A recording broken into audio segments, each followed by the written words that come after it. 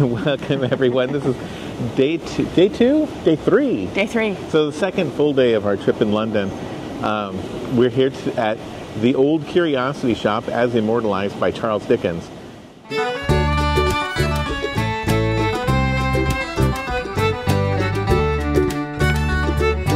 What did we do today? Well, we started off with the buffet breakfast downstairs, which is quite nice. And then we headed off to the Curiosity Shop. The Old Curiosity Shop, which we knew absolutely nothing about. Neither one of us having read the book or... The only Dickens I've ever read is Christmas Carol. So I feel like... So it's kind of interesting in that it says here, I'm just going to read this. The building. Go ahead, I'm going to back up while you read. Yeah. The building through time, why the date 1867 was painted on the storefront during the 20th century. The building may, in fact, date to the 17th century, but there are a few records about this before the 1861 census. The shop was occupied by a tailor, a bookseller, and a paper dealer in the late 19th century. It is thought that the bookseller, Mr. Tesseman, was responsible for calling this property the Old Curiosity Shop. So in Chatham, they have a replica of the Old Curiosity Shop. Oh, really? And then isn't it Disney or Disney World also has a replica of it? I don't know. I don't remember. Yeah. So it was smaller than I thought it was. So the replicas that I've seen over the years is the same size. It's smaller. And then we saw the world turned upside down world. The upside down globe. Well, it's not upside down. It's south on top globe. Yeah. So from space, it's completely logical for it to be a south. So this is upside down world. This is the, what is it called? It's the world turned upside down. It's an art installation by Mark Wallinger. So excuse us for our preparedness here. But anyway, this globe has caused quite a stir. Not only does it promote the idea that the world is not, that the northern hemisphere does not run the world. Like in space, there is no up and down, and so this could very well be a view of the world, especially if you live in the southern hemisphere. It's correctly built. Like it puts the South Pole on the top, and then the names are not upside down, so which I think is very cool. Also, at some point, someone crossed out Israel and put in Palestine, and Israel has since been replaced. There's a couple of other controversies about the places that were chosen to be included on this map, but the whole idea is to promote the idea that the world is not as we all see it. It's an upside down world, and things are different than they first appear. I think it's cool. I like seeing a globe with the South Pole up. So I want to do a shout out to all of my employees that are in Manila. That's right. There we go. Oh, we always saw that lamp. Yeah. So we went to see the sewer gas lamp, the last remaining sewer gas lamp in all of London. Well, so here behind me is the Carding Lane sewer lamp, which back in the day, Londoners basically threw all their sewage out into the street, and people just had to wander through it.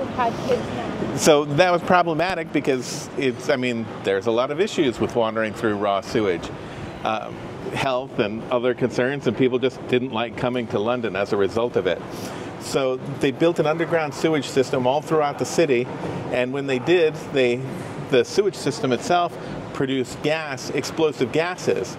So in order to burn off that gas safely, they installed a number of these sewer lamps. Now, this lamp has a pipe that goes down into the sewage system, and the gases just naturally come up, and you're on. And the gases just naturally come up, and they light it on fire here, and it provides natural light all day long. That was a lot of fun. Yeah. And then Charles took his first ride in a London taxi. Yeah. And the driver was great. He was super knowledgeable, and he was just like super friendly. And so this is our first ride in a London taxi. Your first time? Really? Yeah, this is my first ride in a London taxi. Yeah. Welcome. Thank you. What's your name? My name is Paul. Paul. Nice to meet you. I'm Charles. This is Carol Lee. Nice to meet you, Charles and Carol Lee. Curly. Yes. Wonderful name. Thank you. Yeah. I used to be Curly. Yeah. So it's been 38 years since I've rode in a London cab. So really? Yes. So there's been a lot of changes in them in that time. So these are manufactured by LTI, the London Taxi International or London Taxi Incorporated. Is this a TF2? This is a TX4. TX4, wow. Yeah. Okay. But like my two brothers and my father are taxi drivers as well.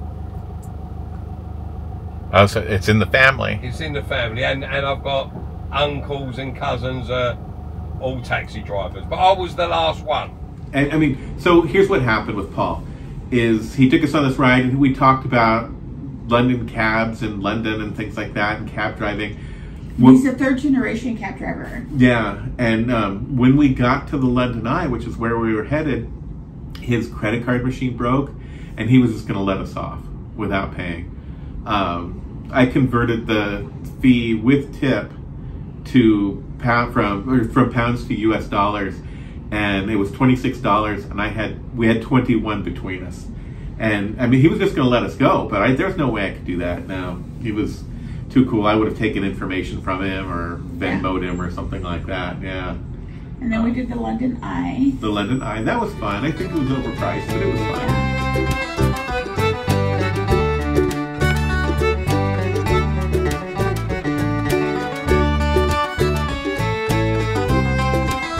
So we just rode on the London Eye. What did you think? It's nice. It's a cloudy day today, which it quite often is in London, but it's not raining. That's right, foggy day in London town. That's right. That's right. But it's clearer than most days, and so you can see a lot up there. And they have an app that you can download, so it points out all the north, south, east, west, everything buildings. So it was nice. I thought. I mean, it took about take about 30 minutes to go around. 25 minutes to go around. You do get a lot of good views of the city, but it is expensive. It cost us 84 pounds for the two of us, which is about $90 US. And I don't think it was worth it. I don't think it was worth almost $100. And it's mostly standing if you want to see. There's a lot of the eyes you sit, and so I was kind of disappointed because we've been walking, so I was looking to rest my feet. Yeah, and I can't imagine today was not very crowded, but I would imagine that on a crowded day you probably can't even get against the glass unless you're super pushy. Yeah. So London Eye, I don't think so. I would pass on it. Yeah. But it's too expensive, and it's. Yeah. If you don't have if you're going to be here for a very, very, very short time, like a day in London, it might be something to go so you can see some of the sights. You can see a lot of the city, but the city's relatively compact. Like I think you could see a lot of it on the ground level, and and but it's a nice more. view. It was a really nice view of Ben and Buckingham Palace. It was that was worth it to me. That was pretty cool. Definitely, yeah. So we just had lunch at Gilray's Steakhouse and Bar, right here. Pub, yeah. Right across. Well, it's a bar. Yeah, it's a bar. Yeah. It's literally on the Thames, right at the corner of Westminster Bridge. With the bar has a beautiful view of Westminster Palace, which I didn't film or anything. But what did you think? So it's inside the old County Hall building. So as you can see, it's this big curved building, and they snuck us in. They had a couple large groups of people, so that was quite nice that they snuck us in. And I thought the food was really good. And Charles will show some pictures of the food, but I had steak tartare and Caesar salad with actual anchovies, real anchovies on it, which was nice. And you had? I had their steak burgers. So they have a zero waste menu, which is foods that follow guidelines where there is no waste. So I guess the cows are harvested a certain way so that every piece gets used, and everything every ingredient comes from a zero waste policy. And so they have this famous steak burger. It was really good. Doesn't come with chips, or French fries. So instead, I was able to get a grilled sweet potato with marshmallow creme fraiche on the side, which was really good. Which you didn't hardly use. You just had the sweet potato by itself. So the sweet potato is really what I wanted. Yeah. So, but I mean, they were super nice. They weren't going to be able to seat us, and the next thing you know, she's like, "Well, if you order in 15 minutes, we'll get you in," and it was great. It was definitely a place, and we're having here for lunch, but I would love to come back and maybe have dinner. And those of you that like tomahawk steaks, they do have tomahawk steak on the menu, and it was reasonably priced. It was only 95 pounds. Yeah. Yeah. So. And they had ratatouille on the menu, which I'm really kind of kicking myself for not ordering. That's a French dish. It is a French dish, and I thought a hamburger sounded good. So, You know, the English and French don't like each other. I know, yeah. Okay. So the dish wouldn't be very good. Yeah. Yeah. The people in London are so nice. I'm having a great time here. Yeah. Yeah.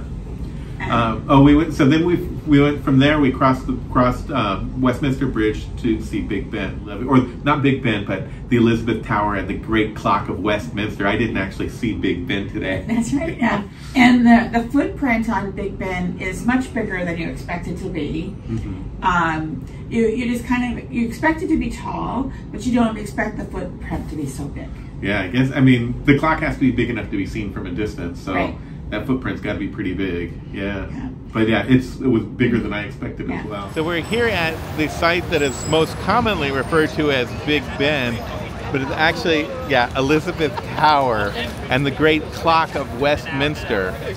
Big Ben is the name of the bell, the Great Bell. There's 5 bells inside, I think 5 bells? I think it's 5 bells.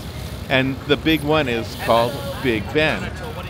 This is actually the most accurate 4-face clock in the world, but we get here in the middle hour, so well, we can get the half-hour chime, I think, because this is where the Westminster chime was invented, so we'll get a half-hour chime.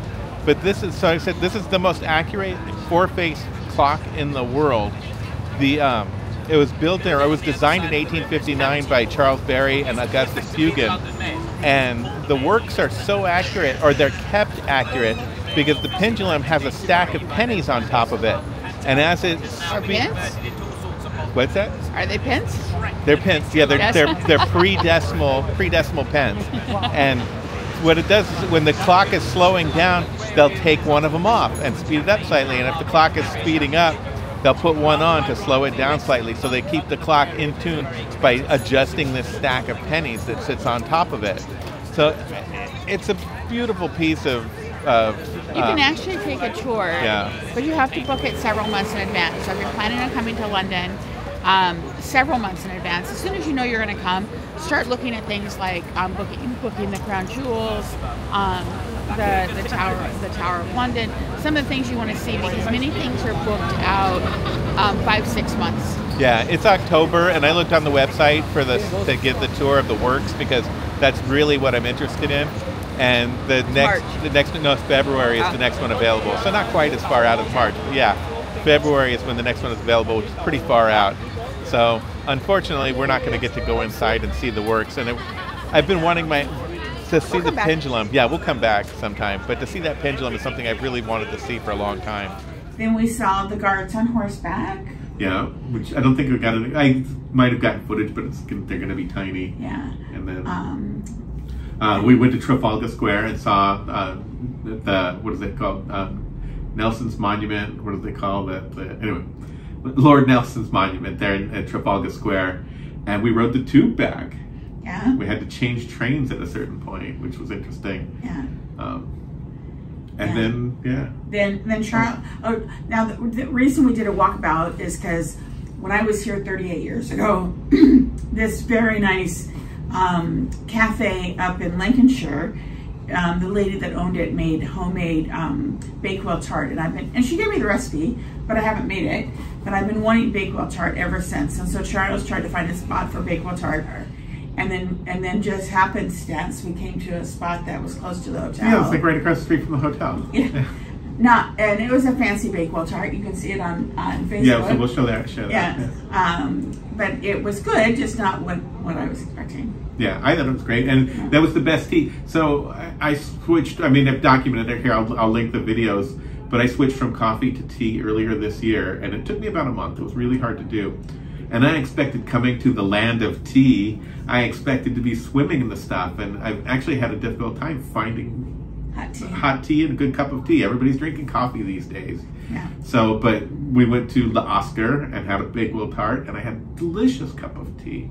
I'm Carolee. I'm Charles. Thank you for sharing. Thank you for sharing, and tell all of your friends about us and the wonder about us. Have a great day.